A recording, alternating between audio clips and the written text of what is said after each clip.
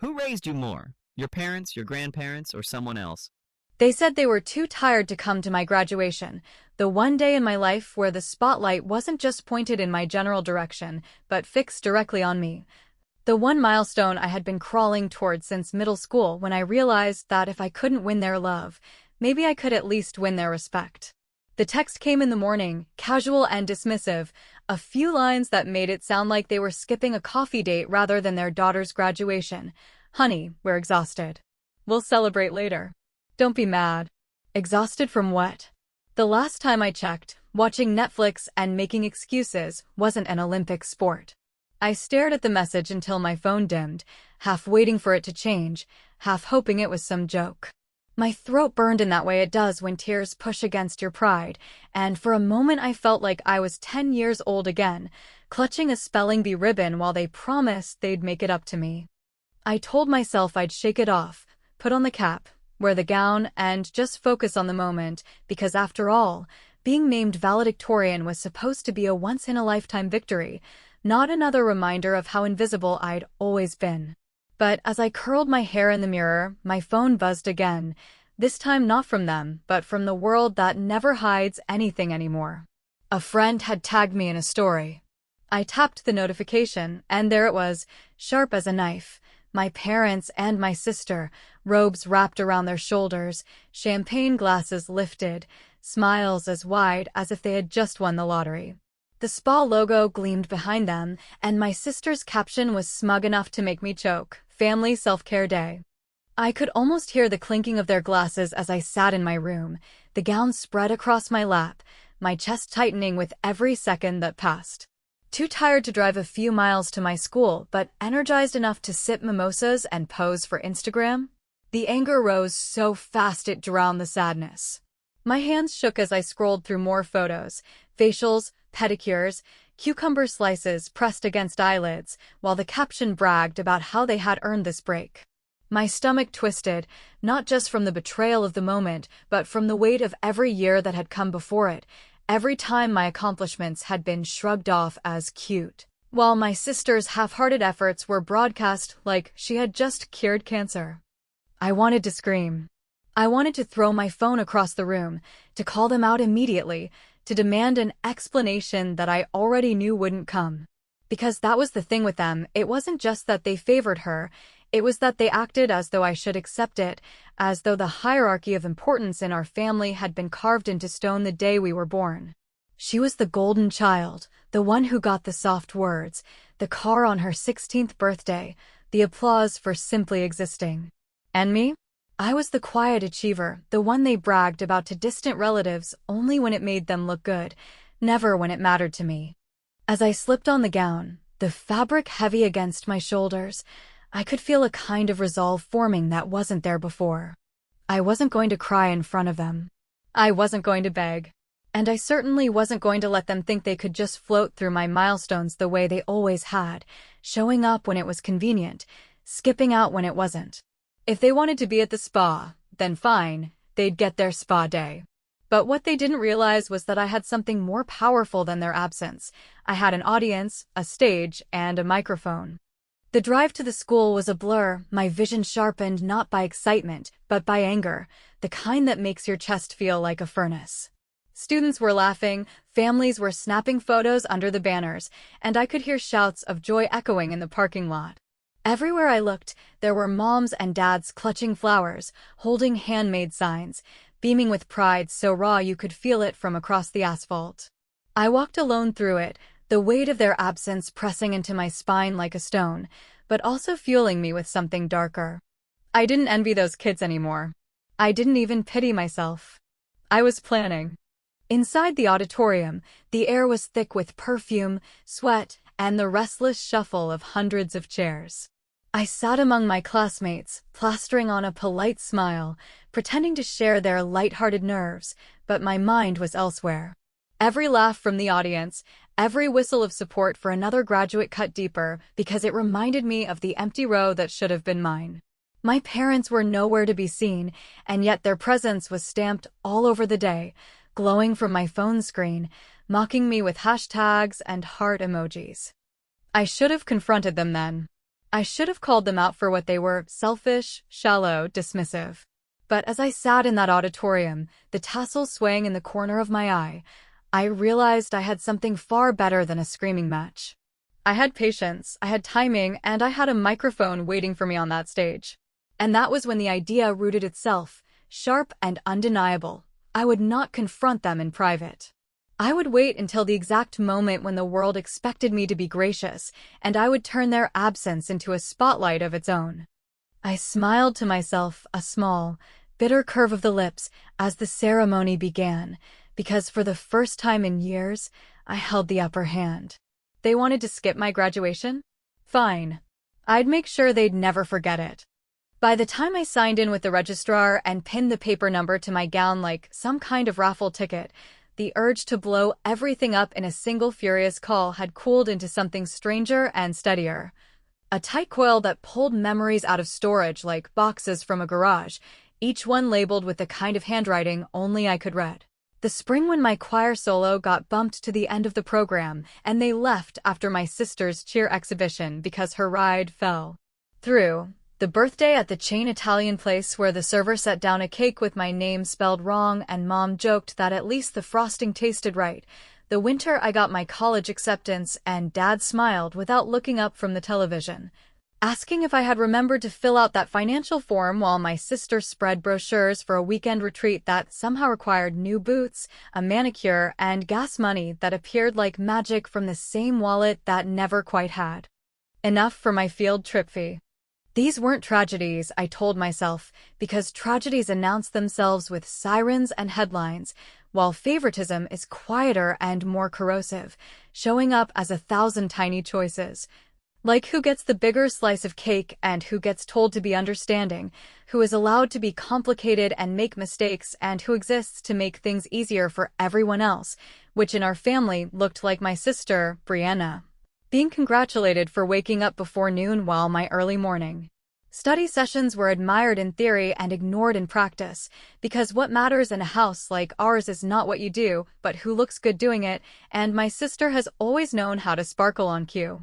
Even the way they apologized carried the same lopsided weight, with Mom's texts full of soft cushions: sweetheart, you know how much we love you, we will make it up to you, let's plan a special dinner just us girls. And Dad's thumbs up emojis trailing like confetti behind a parade that never stopped for me, while my messages back, careful and neutral, lived in a folder of my own making called Proof I Tried to Be Reasonable. A ridiculous archive I kept in case anyone ever asked why I finally snapped, because I have always been the sort of person who writes everything down and then pretends she doesn't want anyone to read it. I could hear the band warming up on stage, that earnest high school brass wobble that always makes me think of homecoming games and damp bleachers, and I looked out across the auditorium where rows of parents volunteered their vocal cords for other people's kids.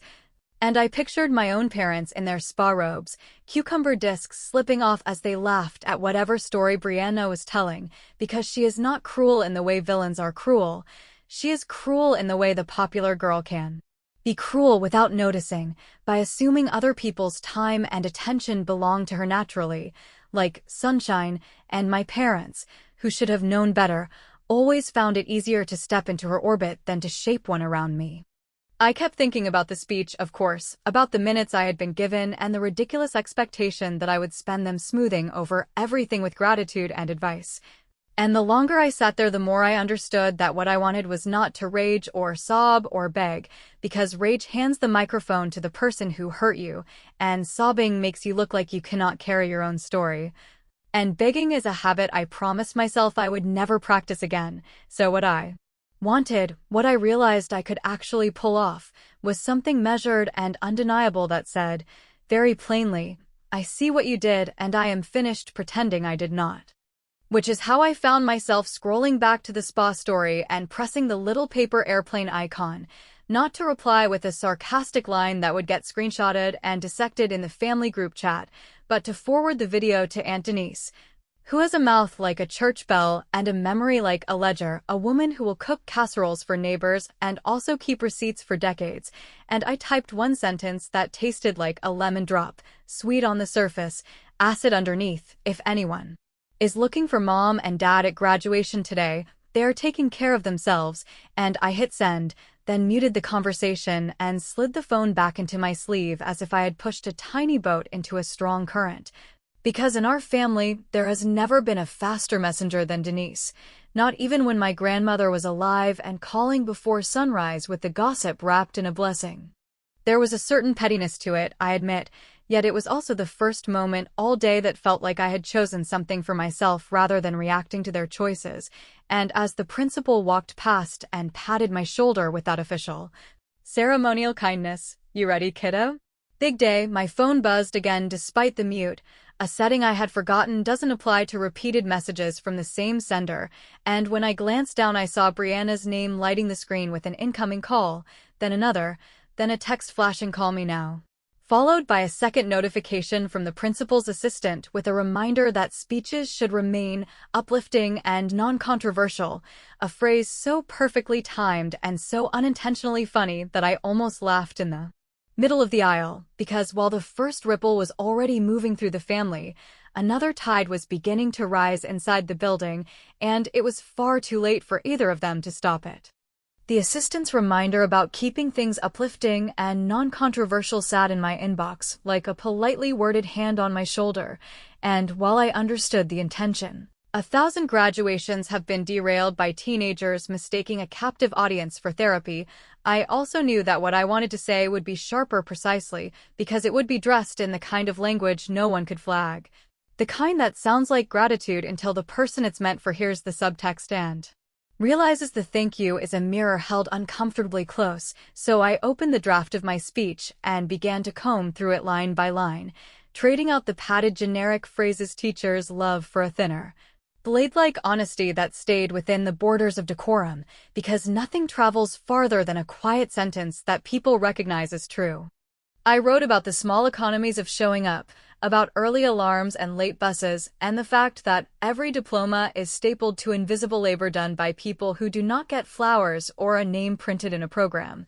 And I threaded into that fabric a motif I knew would land like a pebble dropped in a still bowl, a repetition of the phrase, "those who took the time," a phrase that looks harmless until you count yourself out of it. And I heard my own voice in my head reading it into a microphone that would carry sound past the front row and through the hall and out through the live stream link, a link I copied to the family group chat without comment and pinned to the top with the kind of administrative detachment that says I am not arguing with you. I am simply making access effortless for when you decide whether to pretend you care. Brianna kept calling, then stopped, then sent a single text that tried to shrink the day down to a misunderstanding. "Mom's back hurts. You know that. You're being dramatic," and I let it sit unanswered because the usual script requires me to engage,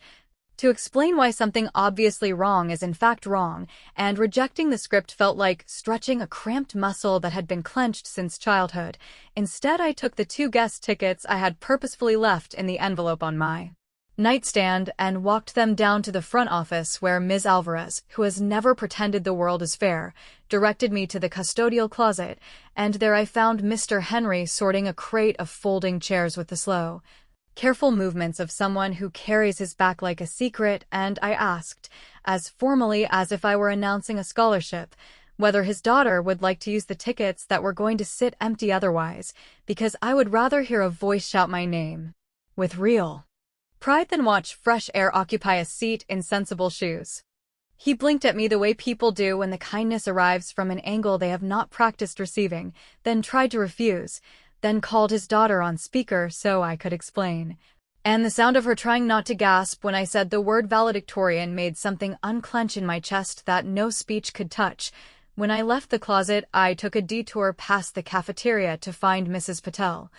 who has slipped me extra orange slices during every exam week since freshman year, and I offered the second ticket to her son with the same steady tone, and by the time I walked back into the auditorium, I had transformed my parents' absence into 2 living, breathing witnesses, people who knew the weather of my mornings and the shape of my tiredness, because they had watched me move through the building when no one else was paying attention. With that done, the plan began to feel less like a grenade and more like architecture, a deliberate set of choices that would carry weight without spectacle. So I adjusted the closing paragraph of my speech to include a line I could defend to any administrator with both hands tied. Tonight belongs to the people who rearranged their lives to be here. And then I added a sentence that would hang in the air like a question only a few would hear properly, and for the ones who could not, I hope the rest they chose was worth the view, which, if you ask any principal, is a perfectly reasonable wish, yet if you are sitting in a robe at a spa you will feel the edge cleanly. Before the ceremony lineup, I ducked into the bathroom to rehearse once more and found the mirror occupied by 3 classmates adjusting lashes and nerves, and we traded the kind of jokes that bleed off tension without leaving stains. Laughter that is half mercy and half electricity, and for a moment I almost let myself drift into that soft plural where everybody's story is the same. Then the band struck a decisive chord and the hallway began to flow toward the doors, and on my screen a notification popped up that the local paper had posted a generic "Congrats grads" thread requesting tags and videos, so I sent the link for the school livestream with a short caption about community and perseverance that would pass every sniff test. And I closed my phone with the calm of someone who has taken every small step available to her, the kind of calm that makes you suddenly aware of your heartbeat as something you own rather than something managing you. When we formed our lines, when the procession started its slow river through the double doors, I saw 2 unfamiliar faces in the far right section next to the aisle. A young woman in a mint dress clutching a bouquet as if it might float away, and a lanky boy in a wrinkled button-down fighting the urge to stand and clap for every name. And I knew Mr. Henry's daughter and Mrs. Patel's son had arrived on time, and with the exact amount of joy the day required, which meant that, even if the spas massage stones were still warm against my mother's shoulders, there would be a roar when my name was called that came from something true. I inhaled deeply, touched the edge of my cap, where I had tucked a tiny paper slip with the names of people who had hauled me here in the silent hours, teachers who opened rooms early, friends who edited drafts after practice, neighbors who drove me when the car was in the shop. And as the doors opened to the heat and light of the auditorium, I felt the plan settle into place like a key turning in a lock, because I had not shouted, I had not begged, I had not made a scene, and still, before I ever reached the podium, the day already belonged to people who showed up. When the processional finally unfurled across the varnished floor and the brass section found its sure footing in a melody that had been rehearsed until it no longer trembled, I felt the strange calm that descends right before a storm. Not the panicked buzzing of a fire alarm, but the heavier quiet of a door about to be opened from the other side. And as the valedictorian cue card slid into the hands of the usher posted near the stairs, I watched 2 small miracles take their seats on the aisle. Mr. Henry's daughter with the mint dress smoothed flat over her knees, and Mrs. Patel's lanky son holding a phone like a periscope, whose presence steadied me more than any whispered pep talk could have done. Because they represented a truth I intended to speak without ever raising my voice, a truth about who invests and who only withdraws. My name was called with that official cadence that's meant to lift you an inch above the floor, and the applause rolled forward from a dozen pockets of the room, some of it polite, some of it unexpectedly loud, including a bright, unself-conscious whoop from the mint dress on the aisle that broke something brittle in my chest. I climbed the 3 steps to the stage, nodded at the principal who had reminded me about non-controversial content, and took my place behind the microphone whose head had been taped with a neat strip of athletic bandage to keep the cap from spinning, and in the quiet that follows the clearing of a throat I found the small red light on the live stream camera and let my gaze settle there as if it were a single eye that could not blink. I began the way 1,000 speeches begin, because camouflage has always been the most elegant form of rebellion, with a soft acknowledgement of shared struggle and the small economies of ordinary help of janitors who salt sidewalks before dawn, of bus drivers who wait the extra minute, of cafeteria staff who remember the nut allergy and the kid who is too proud to ask for another packet of mustard, and I wove the refrain I had practiced into the fabric so gently that even I barely felt the stitch, thanking those who took the time, the phrase landing like a pebble and then another pebble, and then the suggestion of a path across water, and as I walked the audience along that stepping pattern I talked about failure that becomes muscle. About teachers who grade essays with a red pen that wants your best more than you want your comfort. About friends who show up at midnight with flashcards and a stale granola bar. And I let gratitude do what it does best, which is disarm the room. Enough. That the truth can enter without slamming the door. Only then did I pivot, not with anger or accusation, but with the measured cadence of someone offering a final, polished thought, saying that nights like this can become a mirror, and we will not always like what we see, that calendars can tell on us. That rest chosen over presence is sometimes wisdom and sometimes cowardice, and most often a quiet verdict that love failed to make the cut, and I paused not for drama, but for breath, and placed the sentence I had carried all day exactly where it belonged, looking into the small red light as if it were a face and dedicating my speech to the no-shows, explaining that absence also teaches, that it sharpens resolve, that it drives a person to build a table from scratch when the old one is always full. And in the second after the words left my mouth there was a hush so complete I could hear the paper program shifting in people's hands like birds. Someone clapped, a single brave palm, then another. Then the sound lifted and widened as parents and cousins and neighbors decided to decide with their hands, and while the principal's expression held that fixed administrative smile we all learn in school, the camera operator blinked like he had caught a line drive and then refocused on my face as if the zoom could pick up intention, and under the podium my phone pulsed against my thigh with the insistence of a heartbeat that doesn't care about decorum, message after message ticking across the lock screen, Aunt Anise with a link to the spa story and 4 words that were both benediction and spark, they're watching now. Followed by a terse call me from my father that read more like a headline than a sentence, and a string of vibrating silence from my mother's number, which has always preferred not to be typed into difficult conversations. I closed the speech with a promise that sounded bright enough to satisfy the decor, telling my class that we would measure our lives by the people we rearranged ourselves to stand beside, that this room was a rehearsal for a better audience we could choose and keep. And I folded the pages once, not theatrically but cleanly, and stepped back as the applause gathered weight, and in that white noise the mint dress on the aisle stood and cried my name with a joy that made me know I had given those tickets to the only people who could carry them properly. When I handed the microphone to the principal his fingers brushed mine with a pressure that suggested both congratulations and a reminder. And the band leapt into a cheerful interlude that tried to sweep us toward the next name on the program.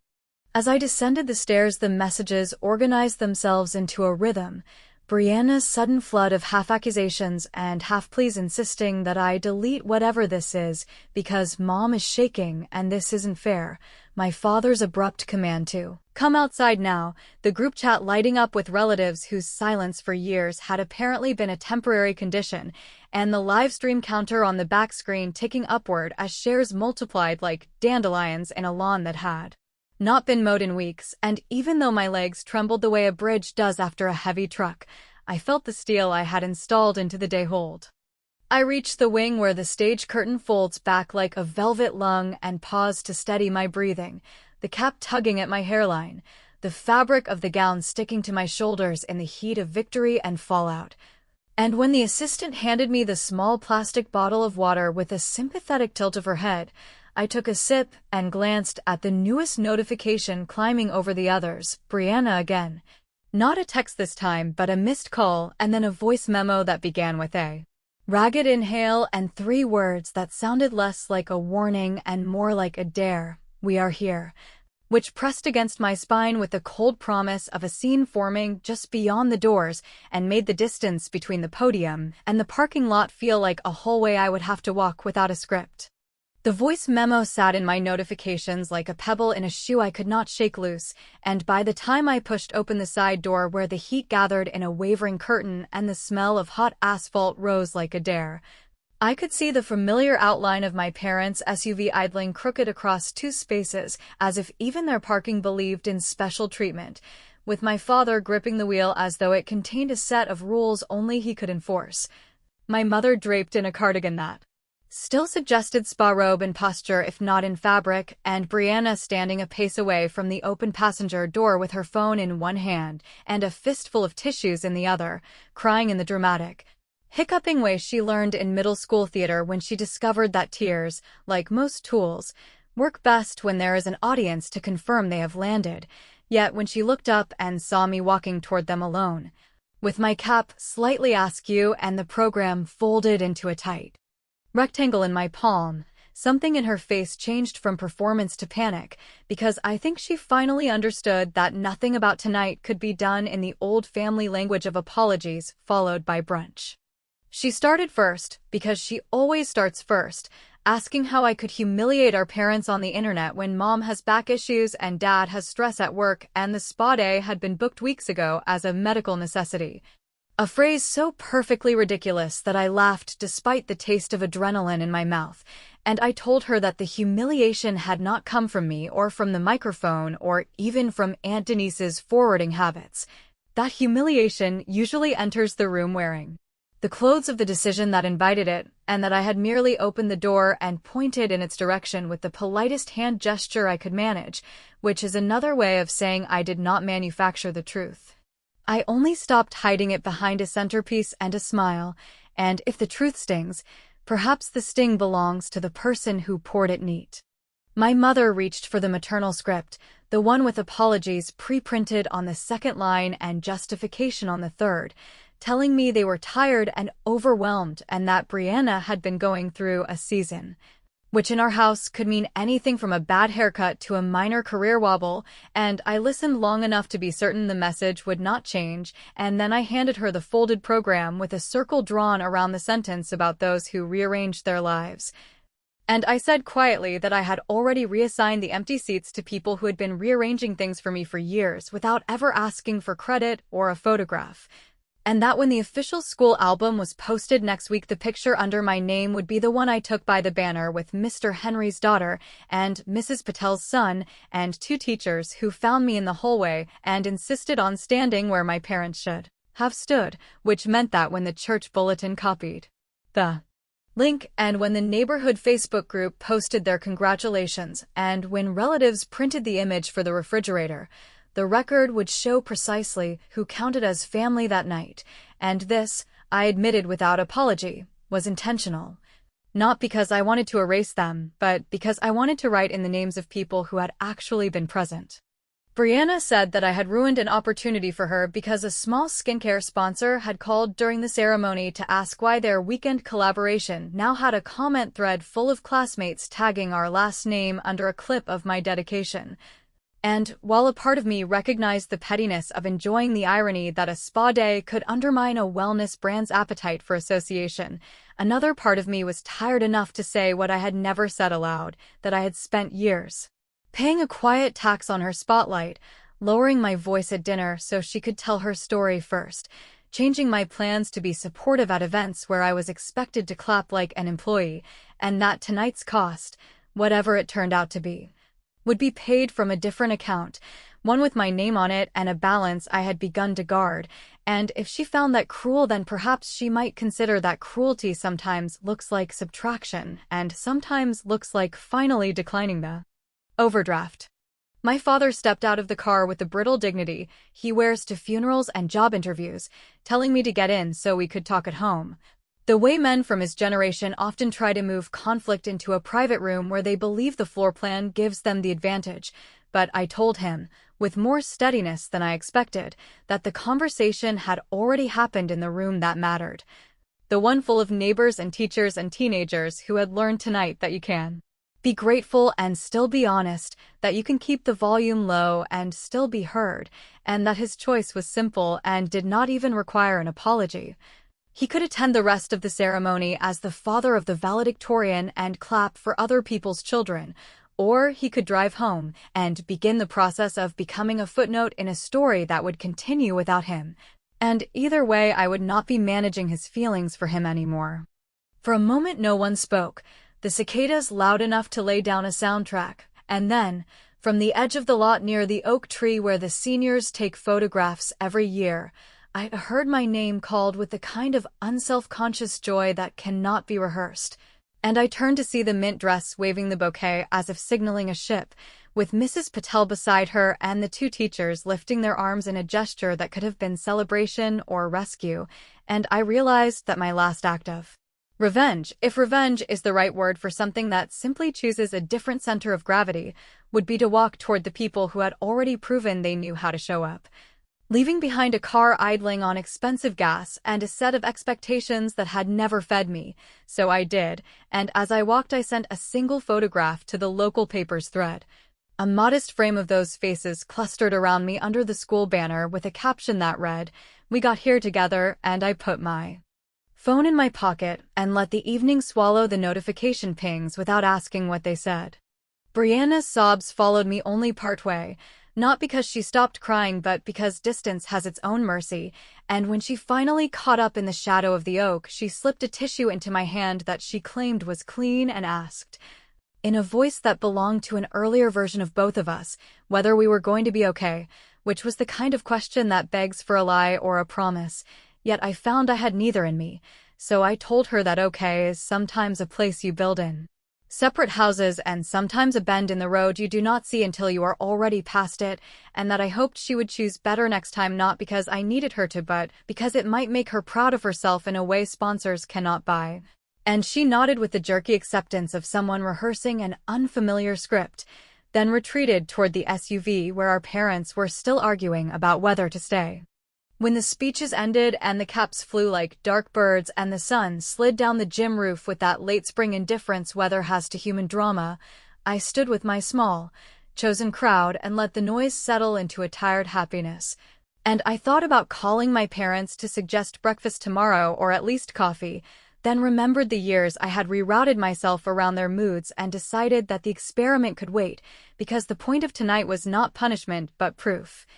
that I could design a life without begging for a ticket to my own ceremony. And as the parking lot thinned and the SUV finally pulled out without a honk or a wave, my phone buzzed one last time with a voicemail from my mother that I did not play. And I chose to leave it unheard for a while, not out of spite, but to protect the space where the future had started to speak in a voice I recognized, which might be forgiveness, or might be distance, or might be something with a new name entirely, and I walked home with my gown over my arm and the program still folded in my hand, knowing only that the truth had finally been spoken in a room large enough to hold it, and that the answers, when they arrived, would have to meet me where I stood rather than drag me back to where I began.